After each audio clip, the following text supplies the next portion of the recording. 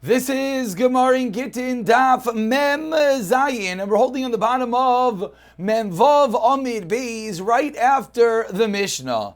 And the Gemara picks up and qualifies this din of the Mishnah, the din of the Mishnah that taught us that if one is moicher himself and his children to avodah zara, the halacha is ein paidin oisai.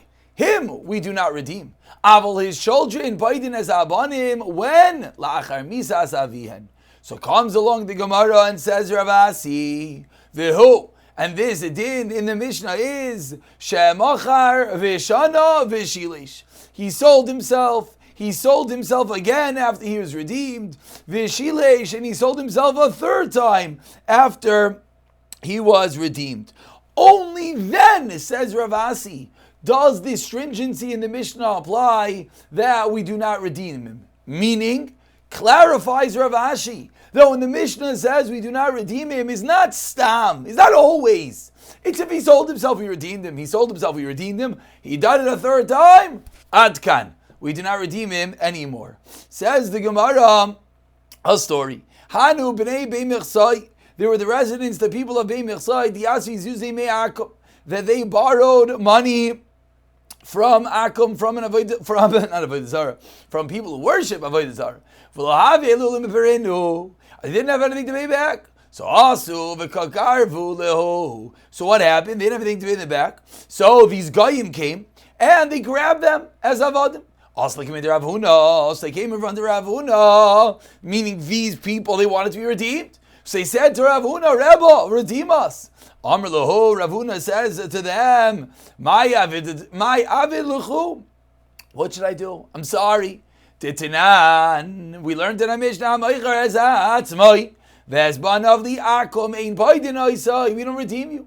So Amar le Rav Abba, says Rav Abba, Lematenu Rabbeinu v'shemachar v'shina v'shileish. This is only if he did it 3 times.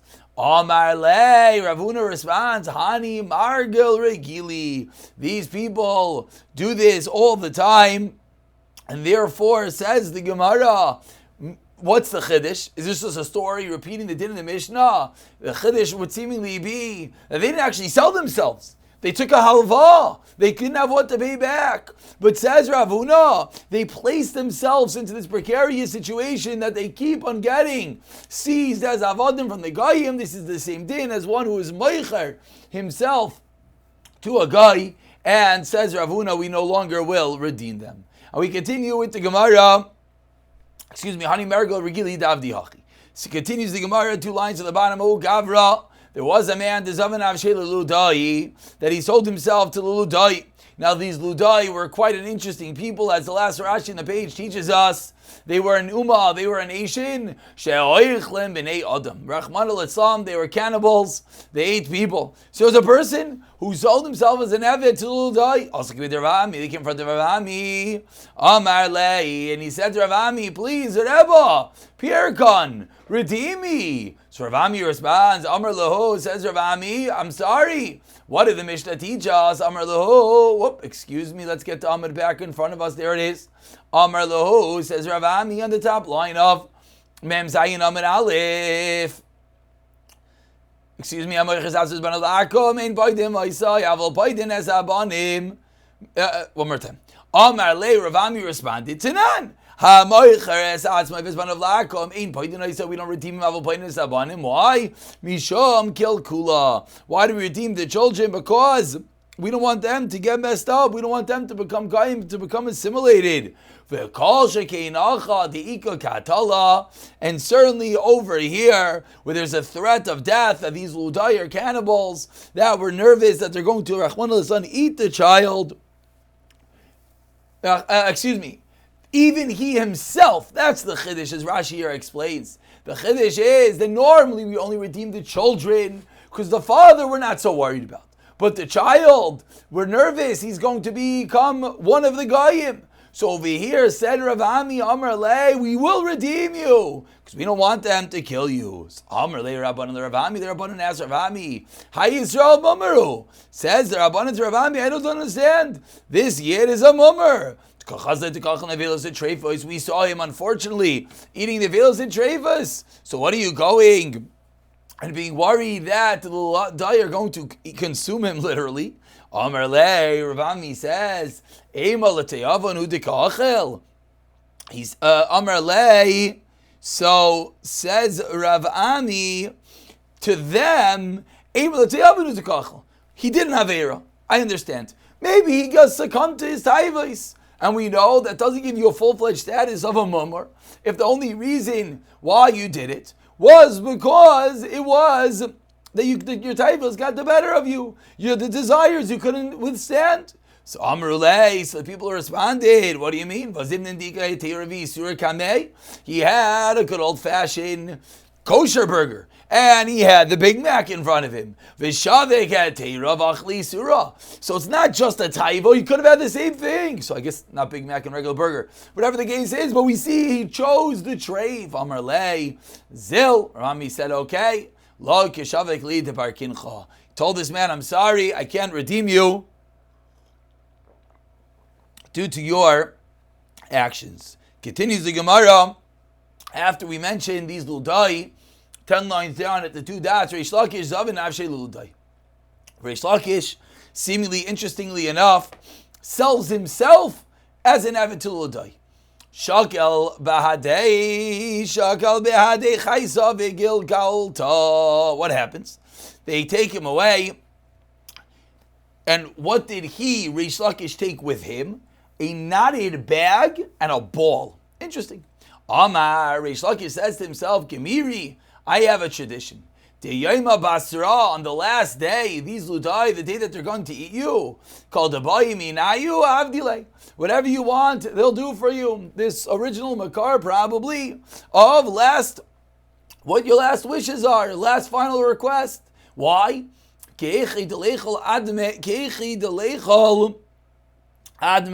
Why? So that at some level they'll forgive them for killing him.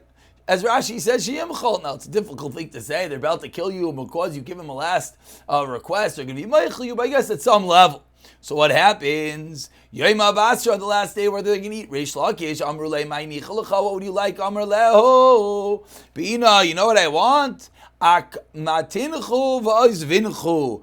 I want to tie you up and I want to sit you down. Cholchan minaychu amchei. And I want to hit each and every one of you. Chaysa upalga. One hit and a half. Says Reish Lakish, I got this bag over here. I want to tie you all up, take the bag, and smack you 1.5 times, each and every one of you. So what happened? They listened. Last to crest. Continue vasvinu. He tied them up. He sat them down. Kol chan minayu. And each and every one of them, kan mache chad chayisa, as he hit them with the blow, nafak nishmasei. He made, literally the neshama left, but the Mefarshim here explain, doesn't necessarily mean that the neshama left, maybe it means that they just became crazy, but pashtus it means that he killed them. And what happened? Charkinu lishine, and he grimaced with his teeth. Amar le, Reish Lakish said, achuchi kamachaychu bi. Reish Lakish said to the man, you're laughing at me? Meaning, Reish Lakish is busy killing them, and this guy is laughing. So Reish Lakish says, what's going on? Akati pashlecha gabe balga dechaisa. I still owe you a half a blow. Meaning, one of the guys didn't die immediately, and he was laughing. Reish Lakish says, what are you laughing? I hit you once. I still get another half. And what happened? Katzlinu lekulu, he killed all of them.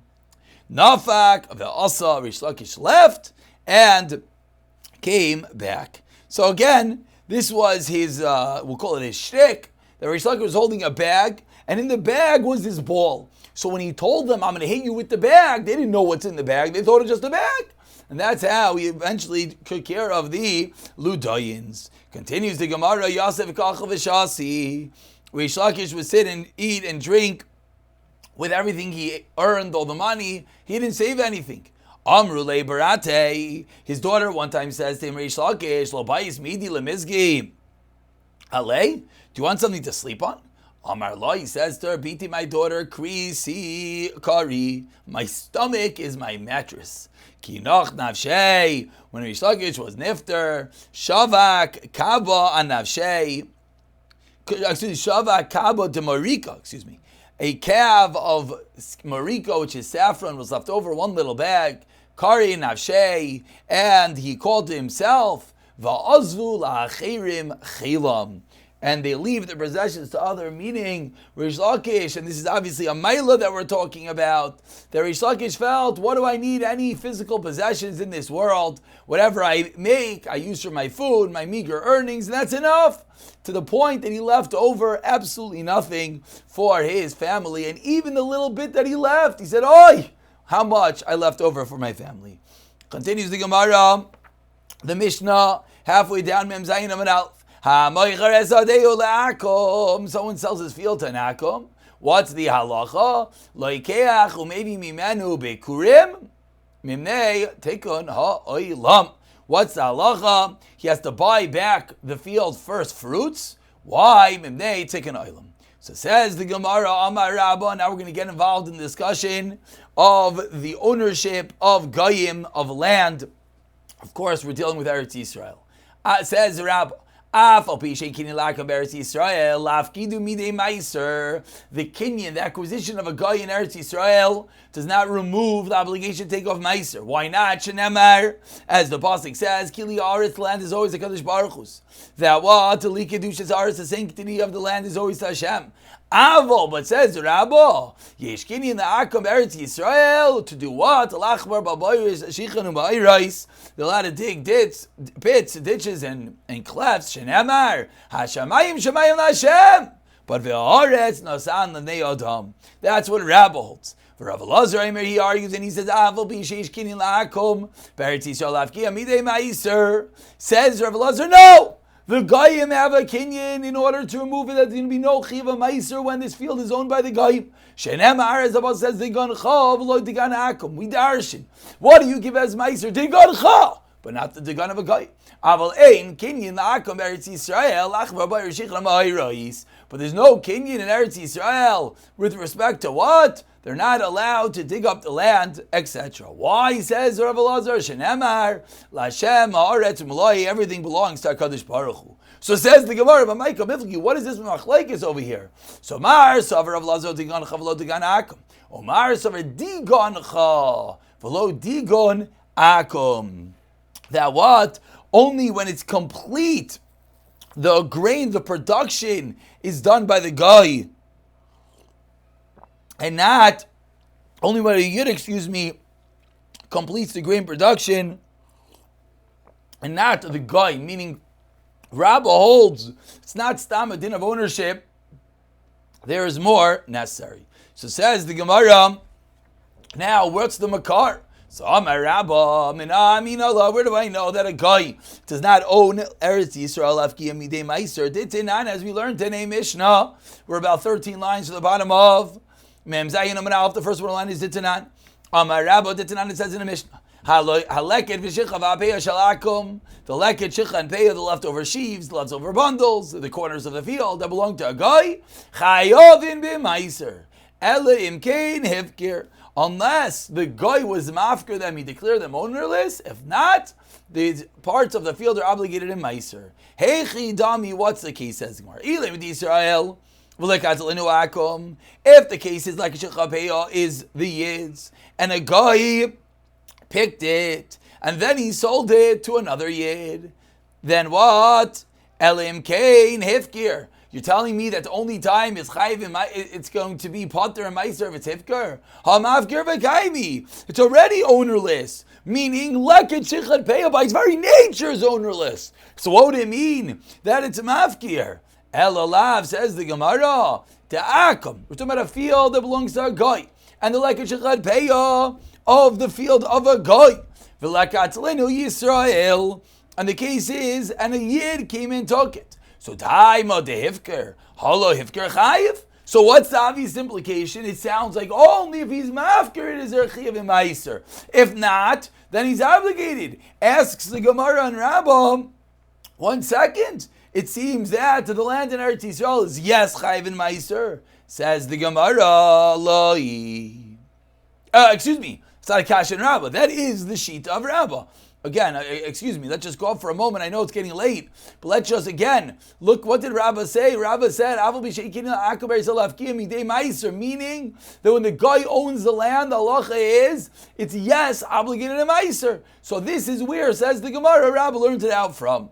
Continues the Gemara says, no raya. Really, I'll tell you the Israel. Really, I can tell you the case that belongs to you. Look at Linu Akum. And that what you ask, mafkir v'kaimi, the fact is like a shechan peyo to mafkir already. Nehi the mafkir adaita the Israel. Adaita the Akum, me mafkir. He never was mafkir for the fact to be owned by a guy, and therefore, in reality, they are potter from Meiser unless. In reality, they're not potter from Meiser unless he's mafkirid. Therefore, we can't bring a raya from this Mishnah. So says the Gemara, we don't have a raya to Rabbah. Tashemai, lines to the bottom, let's try to bring a raya to Rav Elazar. Yisrael shalakach sadam yakum. A yid buys a field from a guy, actually via shlish, before the grain, the crop, grew a shlish. The yid buys this field, v'chazer, and the yid goes to Machalai and he sells it. And he sells it back. He sells it back to the guy. Misha via shlish. After already grew the shlish. So again, the yid buys it before it grows the shlish, sells it back to the guy after it grows the shlish. What's the halacha says? The price of chayev is b'maiser. Why? Shekvan is chayiva. That it's only because it's already obligated when the yid owned it, because the yid had an ownership when it was a shlish, a third grown. So the Gemara deduces, like Rav Elazar Shita, for lines to the bayadam, this chayiva sounds like only because it was an obligation of ma'aser in the hands of the yid. But if not, it would be potter. Says the Gemara, no raya chamayaskinan b'Surya. It's not talking about in Eretz Yisrael. It's talking about in Surya, the Kasavar. Now we get involved in a very famous machlekes. Kivosh yachid loy shmei kivosh. We're talking about Surya. Let's look at the bottom two Rashis. Talking about the meiser in Surya, which is a din derabanan. And on a meiser derabanan, we'll say that there is a kinyan of a guy to get rid of the chi of derabanan. Why? Because David HaMelech was kivshua, and not all of Klal Yisrael was there, and therefore there's only an obligation to give a meiser from this land on a derabanan level, and that's the reason, says the Gemara, that this Mishnah says that there's going to be only an obligation if it was owned by a yid. Again, because the ownership of a guy will exempt, but only in surah. Therefore, there is no raya. Tashema. The Gemara tries again to bring a raya to Rav Elazar that the kinyan of a guy in Eretz Yisrael will yes be mafkiya, will yes exempt the land from meiser. Says the Brisa, Yisrael v'akash l'chusad b'shutfis. A yid and a guy bought a field b'shutfis. As we turn over to Mem Zayin Amud Beis, what is the halacha? Tevel. The grain from this field is tevel v'chulin muravim zebezeh. Because we have a joint ownership. We have an ownership of a yid, we have an ownership of a guy, and they both have a 50-50 ownership in this field. Says the Gemara, the tevel and the chulin are considered to be me'urav zebezeh, mixed together, divrei Rebbe. This is the opinion of Rebbe. Comes on Rashbag, and he says, Aimer shala'akom potter, shayisrael chayiv. That which belongs to the guy is potter, that which belongs to the yid is chayiv. So what do we see from here? Says the Gemara, kanoi pligi. What's the machlekes Rebbe and Rashbag? 3 lines on the top, Mem Zayin Amud Beis, is when Elo Demar Savar Yesh Breira Mar Savar Breira. Seemingly, Rosh Hashanah Gamliel holds Yesh Breira, that we could retroactively clarify that this piece of grain is the guy and this is the yid, and therefore that which is the guy's is potter, that which is the yid is chayiv. Whereas Rebbe disagrees, and Rebbe says it's all mixed together. There's nothing you can do. Aval de Kuli Alma. Everyone seemingly agrees. Yishkin and La'akam Eretz Yisrael Lafkia Midei Meiser. Everyone seemingly agrees that if it were to be owned by a guy, what would it then be? It would yes be potter from Meiser. Kaval de Karaya to Rav Elazar. Says the Gemara, nothing doing. Achanami b'Surya. What about in Surya? V'kasaver again kivush achad lo yishmei kivush. Amar Rav Chia bar Rav in Tashema. We try a third time to bring a raya to Rav Elazar that what the ownership of a guy exempts from meiser. Hamaychar said Yolakom says the rice you sell field to a guy lokecho maybe bikurim. Maybe they take an item, you should buy back the produce and bring bikurim because the betterment of the world. Excuse me, this is not a brisa, this is our Mishnah. So the Gemara brings the raya, they take an item in midaraisa lo. It's only a din d'rabbanan they have to buy back the produce. which means on the Daraisa level there's no Chiyav in Bikurim. Kaval de Garayo, we see that the ownership of the guy does what? Is Mafkia, exempts the land from Bikurim, from Meiser, etc. Amar Ravashi, Shteit Akonis Avoy. Says Rav Ashi, you got to read into the Mishnah the following. There's really two tekanas. Originally, originally there was in Daraisa that the Yid has to buy back the produce and bring Bikurim. But Kiv the Kachazit come Mikri. Umizabni, the Chachamim saw the people. What would happen? They weren't really listening. Why? Because since the Yid was obligated to buy back the produce, people thought, obviously, there's no big deal to sell the field to the guy, because either way it has kedusha, ve'haraya, proof in the pudding. I got to buy back the produce. So, because people were mistaken that it's not a big deal to sell their fields to a guy, they made a new takana to leisu that they should not come to do what? To sell the field to the goyim. And then what happened? Given the chazid the mandalo sagile mizvan, but they saw again that one who would not have enough money would sell his field to the goyim. And therefore, mikav mishtakim bi'arakim, and it would remain in the hands of the goyim. So they made another takana telesu that what they should bring the bikurim to Eretz Yisrael. So what do we see? There's no raya from our Mishnah whether we're going to say the kinim of the akum is mafkia, cause because on a deraisa level it might not be. It might yes be or might not be. We don't have a raya either way, because we can explain that the tikkun olam was a two-step takana. So says the Gemara, we tried to bring a raya to Rebbe, we couldn't bring a raya. We tried to bring three rayas to Rav Elazar. Excuse me, I meant Rabbah couldn't bring a raya. We tried to bring three rayas to Rav Elazar, we couldn't bring a raya. The Gemara leaves it, and the Gemara begins a new shaila. Itmar, about 13 lines down. First line is the Lessa. Says the Gemara, Ha-moicher sadeu lepeiris. What is the status if someone sells his fruit field for the fruit? Rav Yechanan Amar says, Rav Yechanan, maybe the halacha is the buyer who now has the produce that he bought of the field, takes these produce, brings them as bikurim, vekairi has to read the parsha of bikurim like the regular field of bikurim.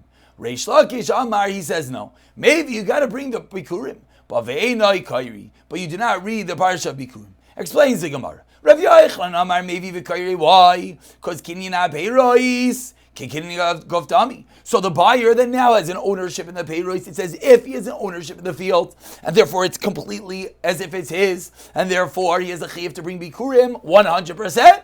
Bring the bikurim, and you could be kaire. You could read the parsha. Reish Lakish Amar maybe v'enai kairi. Why not? Because kinyan peiros lav kinyan govtami. Before we move on, let's look at a Rashi. Rashi over here explains. Rashi is about 10 lines from the end of the wide narrow lines. That the buyer could consume the produce for 10 years and then the karka is going to go back to the owner. And we're talking about a time where there's no yovel. Rashi explains, etc. The point of Rashi that we're looking for is here. Excuse me, the next Rashi. That according to Rav Yochanan, you're allowed to read the parsha bikurim because owning the operos is as if you own the karka. Says Rashi, what's the problem? Everyone's wondering, who cares? Of course you can read the parsha bikurim. It's your produce, bring bikurim. Bikurim being the first fruits. Explains Rashi, you know what the issue might be? You could say, Meireshis pri hadama asher nasatali. That line sounds like it's my Adama. What do you mean? It's not your Adama, you only own the produce. So that's where Reish Lakish has to come along and say that no, because kinyan peiros kinyan govtami. And we finish off today's shir back into the Gemara. The Gemara says, about 15 lines to the bottom. First line is kinyan peiros isvei. Rav Yochanan, who says you could be kairi because kinyan peiros kinyan gof l'Reish Lakish. Asks Rav Yochanan ulubeisecha. Says the Torah in the parsha of Bikurim, enter your household. Malamid. Shada maybe bikuri ishtoi vekaire. You could bring the bikurim of your wife and you could read it. So even though what is the husband's ownership in the wife's field, as Rashi says in the karka miluk, it's only the peiros, and yet the husband can read the parsha. Amar Lei responds to Reish Lakish, no, shani yasaf t'chsev ulebeisecha. There's a special gzeirus hakasaf, but in our case, there's no special like gzeirus hakasaf. The kinyan peiros kinyan guf. V'igad yamri. Some learn the exact opposite. So answers the